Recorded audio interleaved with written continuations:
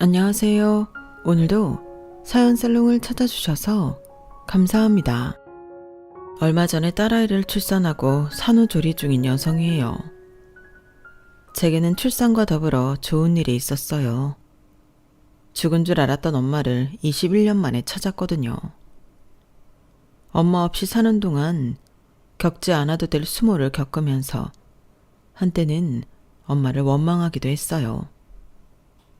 제가 중1 때 부모님이 이혼을 하셨는데 엄마가 저를 두고 혼자 집을 나가셨거든요.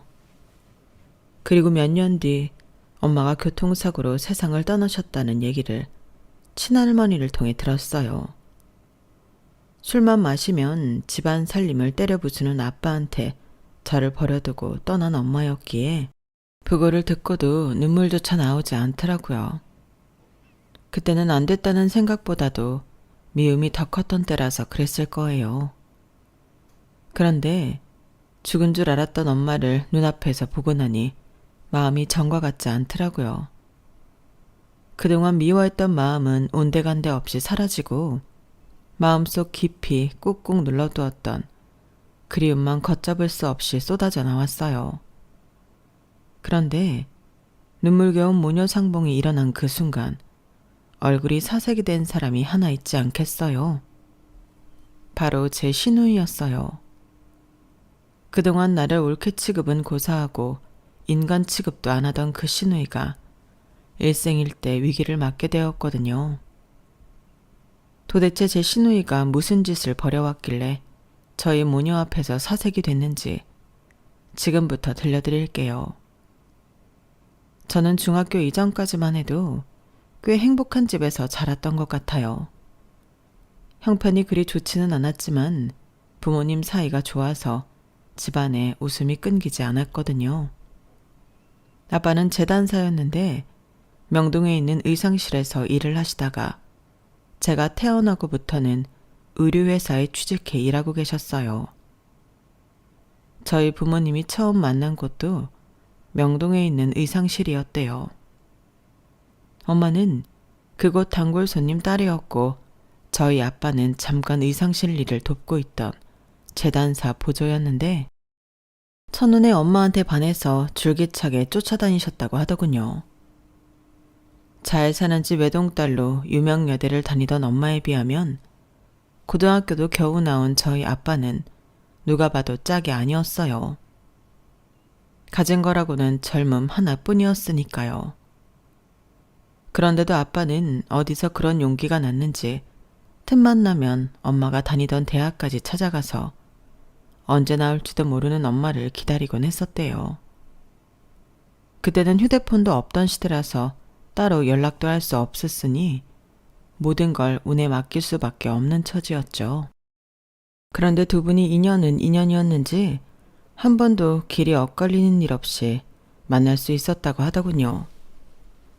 아빠가 엄마를 좋아했던 것처럼 엄마도 아빠가 꽤나 마음에 들었는지 친구들 만류에도 불구하고 강의도 빠지고 연애를 하셨대요. 그러다가 덜컥 저를 임신하신 거예요.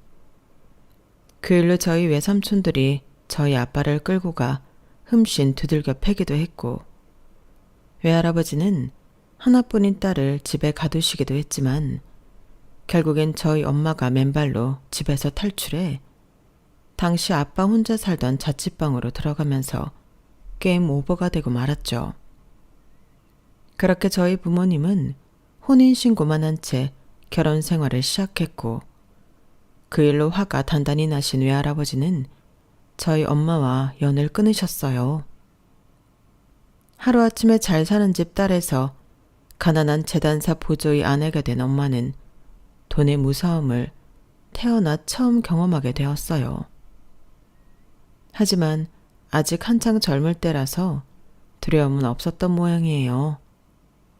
엄마는 저를 임신한 상태에서도 돈을 벌기 위해 결혼식장에서 피아노를 치는 아르바이트를 하셨다더군요. 자신은 입어보지 못한 웨딩드레스를 입고 친정아빠 손을 잡은 채 버진로드를 걷는 신부들을 보면서 속으로 많이 우셨대요. 그래도 남편 앞에서 그런 내색을 하지 않으려고 집에 들어갈 때는 늘 웃는 모습으로 들어가셨대요. 제가 태어나고 얼마 지나지 않아 아빠는 의류회사에 취직을 하셨고 그때부터는 생활이 조금 나아졌던 모양이에요. 그래서 엄마랑 아빠는 이게 다 제가 복덩이라서 그런 게 아니겠냐고 하셨다더군요. 제가 초등학교에 다닐 때까지도 저희 집은 꽤 행복했어요. 비록 아빠 혼자벌이로 생활을 해야 해서 생활이 넉넉한 편은 아니었지만 엄마가 워낙 야무지게 살림을 하셔서 남한테 부끄럽지 않을 정도로는 살 수 있었거든요. 하지만 살다 보면 의도치 않게 목돈이 들어가는 경우가 생기잖아요. 가령 시부모님이 다치셨거나 시동생들 학비나 결혼 비용을 도와야 한다거나 하는 일이요. 저희 친가는 시골에 있었는데 반듯한 땅 한 평 없이 남의 땅에서 농사를 지으며 사셨어요. 그러다 보니 형편이 좋을 수가 없었죠. 할머니는 톡하면 저희 집에 연락해 돈 부탁을 하시고 했던가 봐요. 제 기억에도 엄마가 할머니로부터 그런 전화를 받는 것 본 기억이 있을 정도니까요. 아빠 월급으로 우리 세 식구 사는 것도 빠듯한데 시댁에 돈까지 보내야 해서 엄마는 종종 아르바이트를 하곤 하셨어요. 김밥집에서 파트타임 아르바이트도 하시고 학습지 첨삭지도 아르바이트도 하셨죠. 그렇게 번 돈은 그대로 저희 친가로 보내지곤 했어요. 나중에 아빠가 그 사실을 알고 할머니한테 전화해 말다툼을 하곤 하셨지만 어디까지나 그때뿐이었어요. 저희 친가에선 아빠 눈을 피해 툭하면 저희 엄마한테 돈 부탁을 했고 그럴 때마다 엄마는 아빠 몰래 돈을 만들어 시골에 내려보내곤 했으니까요. 지금 생각해보면 저희 엄마는 없는 살림에도 이상하게 부티가 나는 사람이었던 것 같아요. 동네 사람들 그렇고 제 친구 엄마들도 그렇고 저희 엄마를 대할 때는 묘하게 올려다보는 느낌이 들었거든요. 반지나 목걸이 같은 것도 하나 없이 늘 수수한 차림이었는데도 말이죠. 그런데 그 답을 나중에서야 알게 되었지 뭐예요. 성인이 되고 나서 어릴 때 친구가 저희 집에 놀러 온 적이 있었어요. 목이 마르다고 해서 생수를 한 컵 따라 주었는데 그걸 보곤 이런 말을 하더라고요. 와, 이거 보니까 너희 어머니 생각난다. 너희 어머니도 항상 이러셨거든. 우리 어릴 때 너희 집에 가면 되게 신기한 게 많았어. 너희 엄마는 물 한 잔을 주실 때도 늘 컵에 작은 받침을 해서 주셨거든. 간식을 내어주실 때도 접시 밑에 패드를 깔아주셨고 꼭 레스토랑에서 대접받는 기분이었다랄까? 너희 집이 잘 사는 집이 아니었는데도 항상 꽃병에 꽃이 꽂혀 있는 것도 되게 신기했어. 그래서 엄마들이 그랬잖아. 너희 외가가 엄청 잘 사는 집일 거라고. 친구 말을 듣고 보니 어릴 때 기억이 새록새록 났어요. 그리고 제 습관이 그때 엄마한테서 왔다는 것도 알 수 있었죠. 하지만 그때는 엄마에 대해 좋은 감정이 없었기 때문에 내가 엄마의 습관을 그대로 이어받았던 게 그리 달갑지만은 않았어요. 앞에서 말씀드린 대로 저희 엄마는 제가 중학교 1학년이 되던 해에 아빠와 이혼을 하고 집을 나가셨거든요. 저희 부모님의 불화는 제가 초등학교 5학년이 되던 무렵부터 시작됐어요. 아빠가 다니시던 회사가 부도가 나면서 아빠는 하루아침에 직장을 잃으셨어요. 설상가상으로 전체적으로 경기가 안 좋은 데다가 특히 의류업계는 상황이 너무 안 좋아서 아빠는 직장을 찾을 수가 없었어요. 그래도 어떻게든 생활비를 벌어보시겠다고 새벽같이 막노동이라도 하려고 나가보셨지만 일하겠다는 사람은 많고 인력을 쓰겠다는 곳은 얼마 없어서 매번 공을 치기 일쑤였어요. 당시 경기가 안 좋아서 더더욱 일자리를 구하기 힘들었던 것 같아요. 밤에는 대리운전을 하시고 낮에는 막노동이나 이삿짐 센터에서 일당을 받고 일을 하셨는데 일이 안 되려고 그랬는지 크고 작은 사고가 생기는 거예요. 대리운전을 하다가 사고가 나서 돈을 물어주게 되고 이삿짐을 나르다가 다쳐서 한동안 병원 신세를 지게 되고 그러다 보니 대리운전도 이삿짐 나르는 일도 더는 할 수 없게 된 거예요. 돈을 벌려고 시작한 일 때문에 오히려 빚만 늘어난 셈이었죠. 결국 아빠는 성차는 몸으로 다시 일을 시작하셨고 그나마 할 수 있는 일이 막노동이었어요. 하지만 막노동파는 일이 고정된 게 아니어서 하루 일하고 2, 3일 쉬는 게 거의 일상이 되었죠. 그럴수록 저희 집은 점점 더 형편이 어려워졌고요. 당시 엄마는 엄마대로 식당 일을 하셨는데 하루는 엄마가 일하던 고깃집에서 술이 취한 손님이 엄마한테 추근댔던 모양이에요. 당장 한 푼이 아쉬웠던 엄마는 손님의 추태를 참고 넘겼던 모양인데 문제는 아빠가 그 모습을 목격했다는 거였죠. 늦은 밤에 퇴근하는 엄마가 걱정됐던 아빠가 엄마가 일하는 가게까지 가셨는데 전면 유리 너머로 엄마가 손님한테 추행을 당하는 걸 본 거예요. 그 길로 가게 안으로 달려들어가 손님 멱살을 잡고 바닥에 내던져 버렸죠. 그 바람에 허리를 삐끗한 손님은 저희 아빠를 폭행으로 신고했고 가게 주인인 저희 엄마를 해고했어요. 졸지에 직장 일을 잃고 합의금까지 물어내게 된 거죠. 문제는 그 이후 아빠가 이상해졌다는 거예요. 사사건건 엄마를 의심하기 시작했거든요. 그 자식이 손을 잡고 추근대는데 당신은 왜 가만히 있었어? 혹시 당신도 즐기고 있었던 거 아니야? 이상하잖아. 왜 가만히 있었냐고. 당신 일한다고 밤늦게 다니는 것도 혹시 다른 짓 하느라 그러는 거 아니야? 말해봐. 말해보라고. 여보, 제발 이러지 말아요. 내가 그런 사람 아닌 거 당신이 제일 잘 알잖아요. 당신이 안 그래도 나 정말 힘들다고요. 그래서 나 때문에 힘드니까 이제라도 버리고 가겠다는 거야? 잘 사는 친정 부모한테 가서 부잣집 딸로 살 생각이냐고. 그래, 가라. 나랑 은별이 버리고 어디 한번 잘 살아봐. 가! 당장 니네 집으로 가라고. 하는 일마다 제대로 되는 건 없고 돈을 벌려고 시작한 일마다 매번 돈만 까먹기 일쑤였던 아빠는 자포자기한 사람처럼 술에 빠져 지냈어요. 그리고 엄마에 대한 의처증은 나날이 깊어갔죠. 그러다 어느 순간부터 살림을 부수고 엄마한테 폭력을 쓰기 시작했어요. 제가 마지막으로 기억하던 엄마 모습도 얼굴과 온몸이 멍투성이가 된 모습이었죠. 그래도 끝까지 아빠를 버리지 못했던 엄마는 외할머니가 돌아가셨다는 연락을 받고 집을 나온 지 15년 만에 친정으로 향했어요. 그리고 그날 이후 엄마는 집으로 돌아오지 않았어요. 엄마가 집을 나가고 며칠 뒤 변호사라는 분이 저희 집으로 오셔서 몇 가지 서류에 아빠 도장을 받아가셨죠. 그리고 한 달여쯤 지나서 아빠가 그러시더라고요. 엄마랑 이혼을 했다고요. 아빠는 엄마랑 이혼하고 얼마 뒤 저희 집은 이사를 했어요.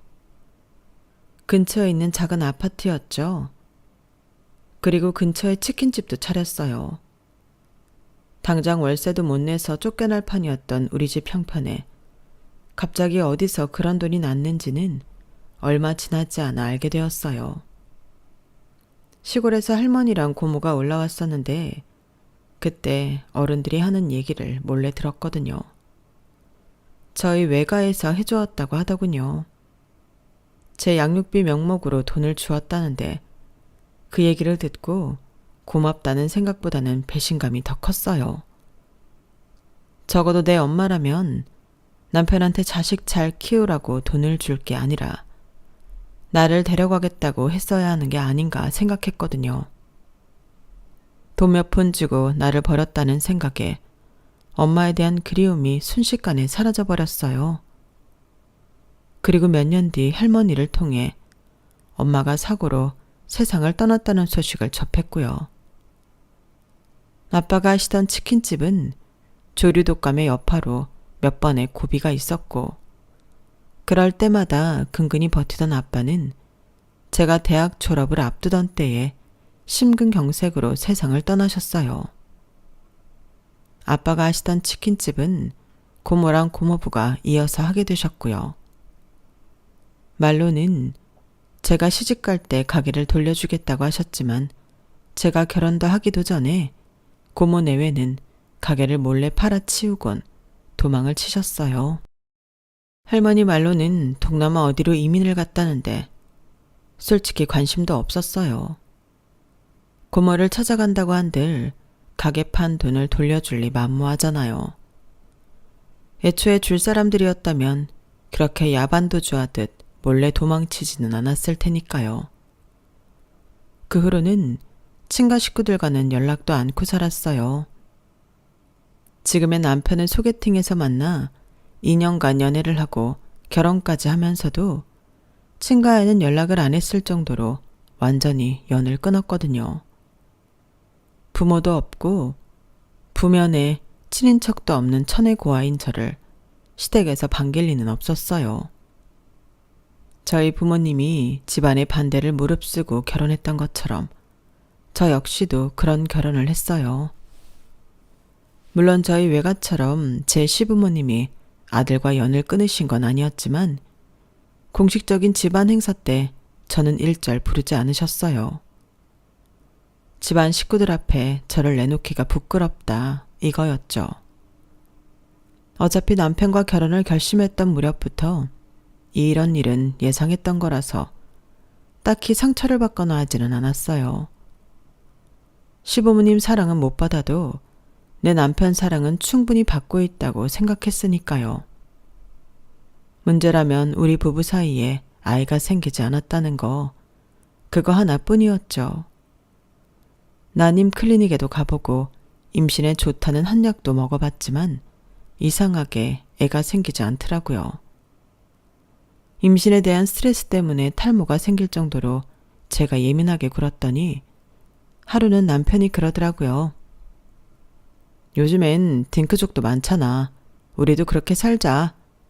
그러다 아이가 생기면 좋은 거고 아니면 많은 거지. 머리에 500원짜리 땜빵까지 날 정도로 고민할 게 뭐 있어. 우리 그냥 흘러가는 대로 살자. 생각해보면 그리 대단한 말은 아니었는데도 그땐 그 말이 위안이 됐어요.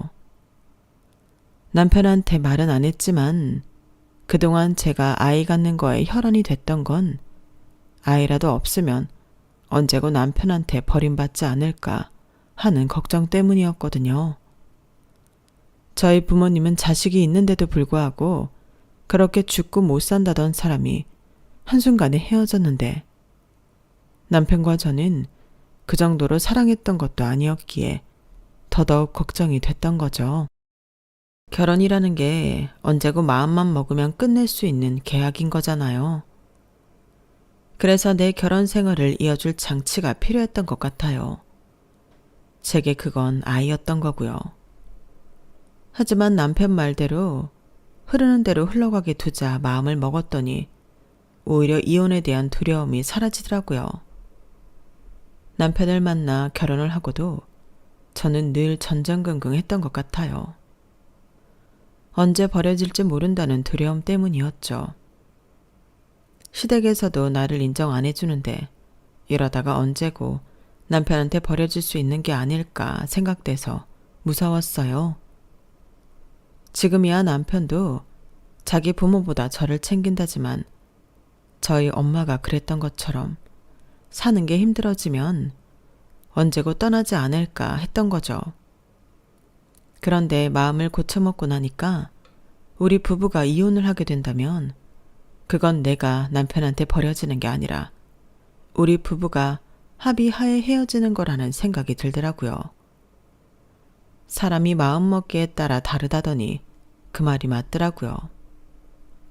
그렇게 생각이 정리되고 나니까 신기하게 일이 잘 풀리기 시작했어요. 그동안 저는 거들떠도 안 보시던 시부모님이 명절에 저도 부르기 시작하셨거든요.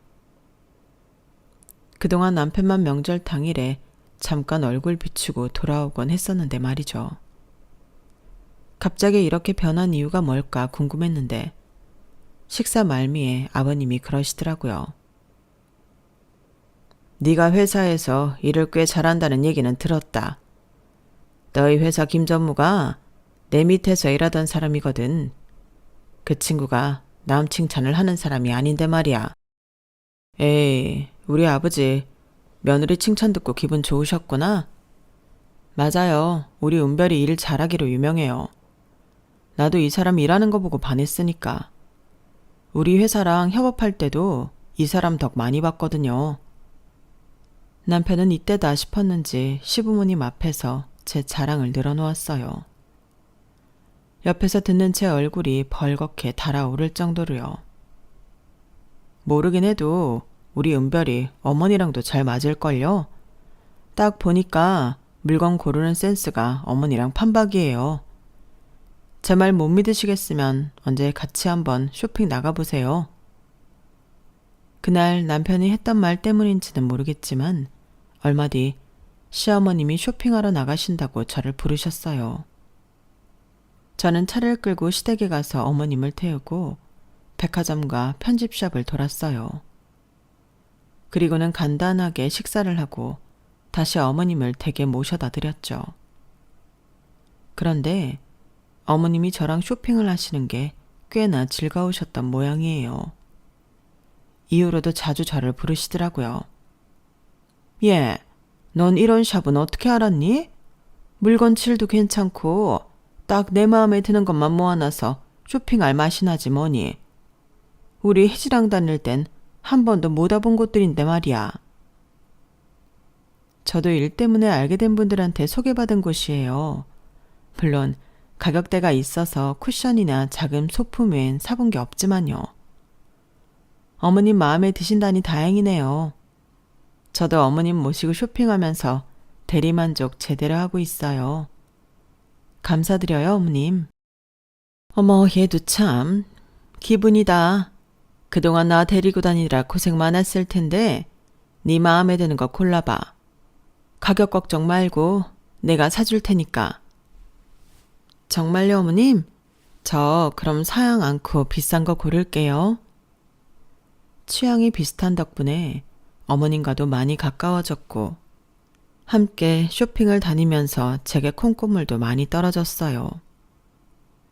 그동안 가격 때문에 엄두도 못 냈던 식탁도 얻게 됐고 침구도 2세트나 얻었으니까요. 그런데 제가 아버님께 인정받고 어머님과도 많이 가까워지자 시샘을 하는 사람도 생겨났지 뭐예요. 바로 제 시누이였죠.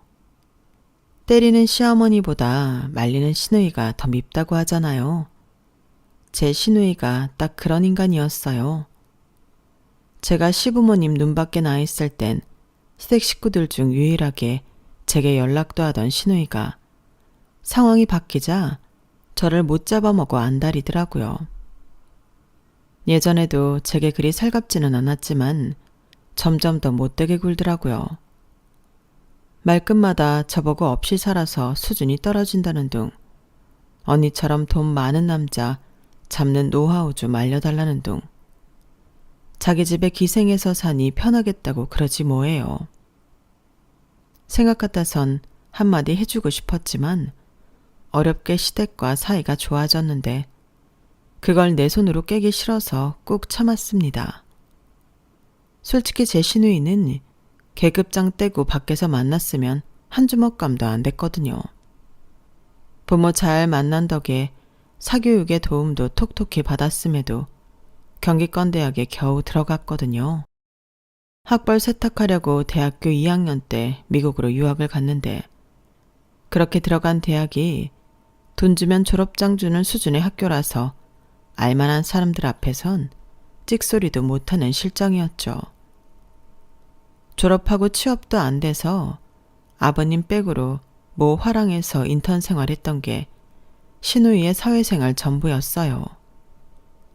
능력 있는 사람을 좋아하는 아버님한테는 눈밖에 난 지 오래고, 시어머니도 자기 딸임에도 불구하고 주변에 창피해서 쇼핑도 따로 다닐 정도니 말 다 했죠 뭐. 그런데 그런 신우이가 어떻게 했는지 모르겠지만 유명 대학병원 레지던트랑 사귀게 된 거예요.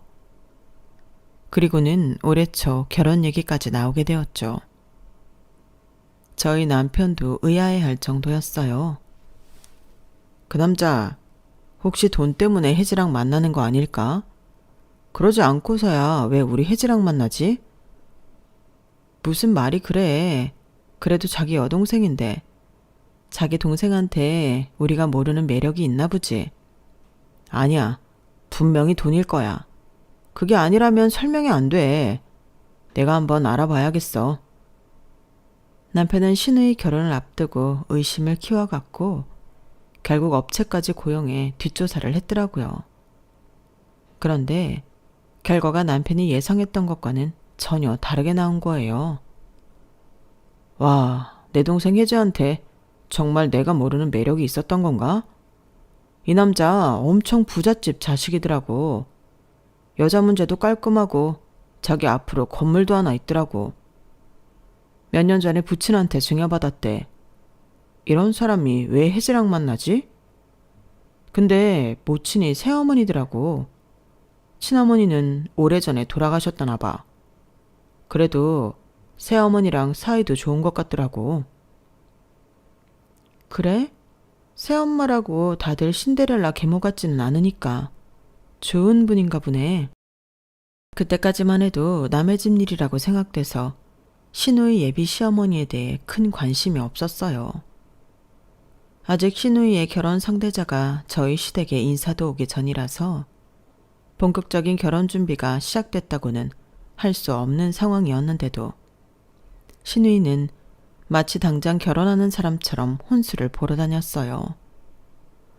어머님은 그런 딸이 걱정됐는지 남들 보기 창피하니까 그러지 말라고 하셨죠. 사람 일이라는 게 어떻게 될지 모르는데 저러다가 결혼 얘기가 무산되면 그때 가서 어쩌려고 그러나 싶으셨던 거예요. 신우이가 다니는 헤어샵이며 마사지샵, 심지어 각종 편집샵들이 다들 아름아름을 통해서 알게 된 곳들이라 소문이 퍼지는 건 한순간이었거든요. 그런데도 신우이는 일부러 더 그러는 사람처럼 자기 결혼을 소문내고 다녔어요. 뭐 그러거나 말거나 저랑은 상관없다 생각하고 있었는데 하루는 신우이가 제게 전화를 했더라고요. 언니, 나랑 혼수 좀 보러 가요. 엄마가 언니랑 가라네. 암튼 나 오늘 가구 좀 봐야 하니까 엄마가 자주 가는 샵 알죠? 거기서 봐요. 그 샵이 어딘데요? 어머님이 가시는 데가 한두 군데가 아닌데 그렇게 말하면 내가 어떻게 알아요? 아 진짜 답답하게 왜 이래? 왜 언니가 소개해준 데 있잖아요. 청담동에 있는 거기에. 암튼 나 시간 없으니까 30분 내로 와요. 알았죠? 신우이는 명령하듯 자기 할 말만 하곤 전화를 끊었어요. 모처럼 휴일에 집에서 쉴 생각으로 퍼져 있던 저는 할 수 없이 옷을 챙겨 입었어요. 화장도 하기 귀찮아서 대충 겉옷만 집어 입은 수준이었죠. 당신 그러고 가게? 누가 보면 동네 슈퍼 가는 줄 알겠어. 혜지가 보면 장난 아니게 갈굴 텐데. 뭐 어때? 차 끌고 갈 건데. 쉬는 날 아침에 갑자기 전화해 나오란 사람 잘못이지 뭐. 내가 진짜 자기 동생 때문에 귀찮아 죽겠어 정말. 남편한테 짜증을 팍팍 내곤 차를 끌고 나갔어요. 주말이라 주차하는 것도 쉽지 않아서 잔뜩 짜증이 나 있는데 신우이가 저를 보자마자 성질을 내지 뭐예요. 아, 왜 이제 와요? 팔 끊어지는 줄 알았네. 이거 받아요. 아, 안 받고 뭐해요? 일단 그거 차에 실어놔요. 아가씨, 그걸 왜 내 차에 실어요? 아가씨 차는 어디에 두고? 그런데 신우이가 뭐라는 줄 알아요? 주말에 내가 뭐하러 차를 끌고 나와요? 주차하기도 힘든데. 짐꾼 있는데 그럴 필요 없잖아요. 짐꾼? 설마 지금 나보고 짐꾼이라는 거예요? 뭘 모르는 척이야. 언니, 우리 집 짐꾼이잖아요. 우리 엄마랑 쇼핑할 때도 언니가 짐 들고 다니는 거 내가 다 아는데 뭘 새삼스레 아닌 척이야. 언니 따위가 우리 집에서 할 수 있는 게 그거 말고 뭐가 있다고. 치칠이 궁상인 집구석에서 살다가 우리 오빠 꼬셔서 신분 상승한 줄 알았어요? 언닌 그저 우리 집에 짐꾼하러 들어온 거예요. 착각하지 말아요. 주제를 알아야지. 잠만 말고 짐 들라고. 신우이는 성질을 빽 내며 손에 들고 있던 쇼핑백을 제게 던졌어요. 그 바람에 길에 있던 사람들이 전부 저를 쳐다보더라고요. 주말이라 거리에 사람들도 꽤 많았는데 그 앞에서 이런 꼴을 당하고 보니 울컥했어요. 순간 눈물이 핑 돌더라고요. 그런데 그때 누가 제 앞에서 허리를 구부리고는 쇼핑백을 대신 줍고 있는 거예요. 한눈에 봐도 품위 있어 보이는 여사님이었어요. 그분은 쇼핑백을 정리하더니 끈을 신우이 손에 쥐어주셨어요. 그런데 신우이가 그분 얼굴을 보고는 얼굴이 하얗게 질리더라고요. 어머님! 혜지씨, 여기서 또 보네요. 본인이 쇼핑한 물건은 본인이 챙겨야죠. 안 그래요? 그런데 이분은 누구시죠? 그러자 신우이는 저를 힐끔 보더니 후줄근한 제 차림이 마음에 안 들었는지 대뜸 이러는 거예요. 아, 저희 집에서 일하는 가사도우미예요. 제가 짐이 많아서 불렀어요. 은별씨, 이거 집에 좀 가져다 놔요. 제 이름을 들은 여사님이 움찔하시더니 저를 뚫어지게 바라보시더라고요. 그런데 그 얼굴이 제가 아는 얼굴이었어요. 21년 전에 집을 나갔던 제 엄마였거든요. 아무리 세월이 흘렀다지만 제가 제 엄마 얼굴을 모르겠어요. 그런데 그분 역시 저를 보시고는 단번에 알아보셨는지 눈에 눈물이 차오르더라고요. 그리고는 제 이름을 부르셨어요. 은별아, 우리 은별이 맞지? 나 기억 안 나? 엄마야. 엄마가 어떻게 여기 있어? 할머니가 분명히 엄마가 사고로 죽었다고 그랬는데? 죽었다던 엄마가 어떻게 멀쩡히 살아있는 건지 알 수 없었어요. 그래서 멍하게 엄마를 바라보고만 있었더니 엄마가 달려와 저를 와라 껴안고는 어깨가 흔들릴 정도로 우시더라고요. 한참을 길거리에 서서 끌어안은 채 울었던 우리 모녀는 제 차로 가서 얘기를 나눴어요. 신우이가 그 정도 눈치는 있는지 따라오지는 않더라고요. 다만 얼굴이 흑빛이 돼서는 어쩔 줄 몰라 했지만요. 차에 나란히 앉은 우리 모녀는 그가 못다한 이야기를 나눴어요. 엄마가 외할머니 장례식 때 외가에 갔을 때 벌어진 일들까지 모조리 다요. 당시 얼굴과 온몸에 멍이 든 엄마를 보신 외할아버지는 당장 아빠를 죽여버리겠다고 난리를 치셨고 결국 외할아버지의 요구에 따라 이혼을 하게 되었다더군요. 변호사를 통해 저에 대한 양육권과 친권을 요구했지만 아빠는 끝까지 반대를 하셨대요. 이혼 소송을 하면 간단히 끝날 일이었지만 엄마는 그럴 수 없었다더군요. 아빠한테서 저마저 뺏어버리면 아빠가 어떤 선택을 할지 불보듯 뻔했으니까요. 네 아빠를 살리는 방법은 너를 아빠 곁에 두는 것뿐이었어. 그 사람 너마저 없으면 세상에 미련을 둘 게 없는 사람이었으니까. 그래서 대신 너랑 네 아빠가 먹고 살 수 있는 돈이라도 보내야겠다고 생각했다. 고생이라도 않고 살 수 있도록.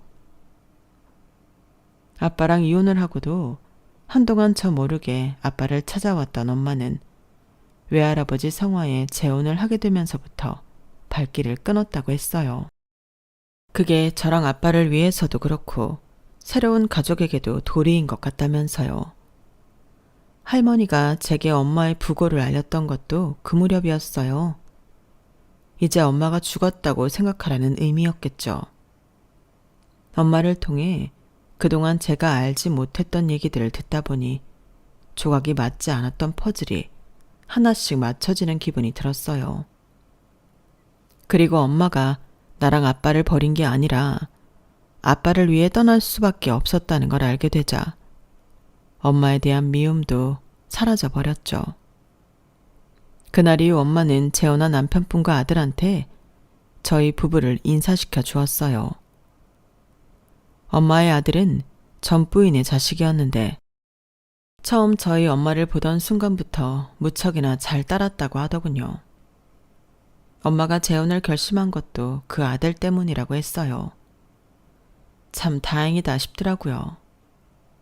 우리 엄마가 새로 이룬 가정에서 새 남편과 새 아들한테 사랑받고 있다는 걸 느낄 수 있었거든요. 그런데 그래서 걱정이 됐어요. 제 시누이랑 그 집 아들이 결혼을 해도 되나 싶었거든요. 이것도 어떻게 보면 겹사돈이라고 할 수 있는 거잖아요. 제 엄마가 시누이의 시어머니가 되는 꼴이니까요. 그래서 어떻게 해야 하냐고 조심히 물었는데 글쎄 그 집 아들이 정색을 하지 뭐예요. 네? 제가 혜지 씨랑 결혼을 한다고요? 아니 누가 그런 소리를 해요. 뭔가 잘못 알고 계신 모양인데 저는 혜지 씨랑 결혼을 생각해 본 적이 없습니다. 사귄 적도 없는데 무슨 결혼을 합니까? 친구 동생의 친구라서 몇 번 본 적이 있는 정도라고요. 제가 결혼하려고 하는 사람은 제 친구 동생, 그러니까 혜지 씨 친구입니다. 아, 중간에 뭔가 오해가 있었던 모양인데 제가 혜지 씨 만나서 제대로 얘기할게요. 괜한 신경 쓰시게 해드려서 죄송합니다. 남편과 저는 어이없는 상황에 할 말을 잃었어요. 그때까지만 해도 누구 말이 맞는 건지 판단이 안 섰으니까요. 그런데 어머님께 전화해 물었더니 바로 답이 나오더라고요. 안 그래도 시누이 친구가 집에 찾아와서 한바탕 난리가 났던 모양이에요. 친구가 좋아하는 남자한테 시누이가 꼬리를 쳤던 게 들통이 났거든요. 남자가 받아주지 않자 거짓 결혼 소문까지 퍼뜨리고 다녔더라고요. 와, 저는 살면서 이런 상또라이는 또 처음이었다니까요. 어쨌거나 겹사돈이 되는 게 아닌가 했던 제 걱정은 말끔히 사라졌어요. 그날 이후 1년이나 지난 지금은 그동안 그렇게 바랐던 아이도 생겼고 죽은 줄 알았던 친정엄마 사랑도 듬뿍 받으면서 육아에 빠져 지내고 있답니다. 불과 몇 년 전까지만 해도 사랑하는 사람한테 버려질까봐 전전긍긍하던 저였는데 지금은 세상 모든 걸 다 가진 것처럼 행복하기만 하네요. 앞으로도 내가 가진 이 행복을 놓치지 않도록 열심히 가꾸고 보살피며 살아갈 생각입니다. 아이한테 사랑도 많이 줘야죠. 지금까지 제 사연을 들어주셔서 감사합니다. 여러분의 소중한 가족들과도 항상 행복하세요. 여러분, 사연 댓글에 응원과 현명한 조언 부탁드려요. 좋아요와 구독은 저에게 큰 힘이 됩니다. 오늘도 좋은 일 가득하세요.